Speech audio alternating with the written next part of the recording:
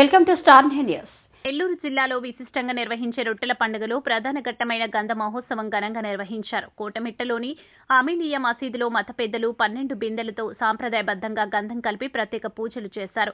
బారా షహీద్ దర్గాలోని ఈద్గాలు బారా షహీద్లు వీరత్వం మహిత్వంపై ఫకీర్లు గానం చేస్తూ సాహసకృత్యాలు ప్రదర్శించారు.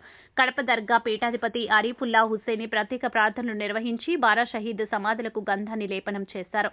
ఈ గంధ మహోత్సవానికి రాష్ట్ర పట్టణ అభివృద్ధి పురపాలక శాఖ మంత్రి డాక్టర్ పొంగూరు నారాయణ, జిల్లా టీడీపీ అధ్యక్షులు అబ్దుల్ అజీజ్ హాజరయ్యారు. ఈ సందర్భంగా నారాయణకి అజీజ్కు ముస్లిం మత పెద్దలు, ముస్లిం సోదరులు ఘన స్వాగతం పలికారు.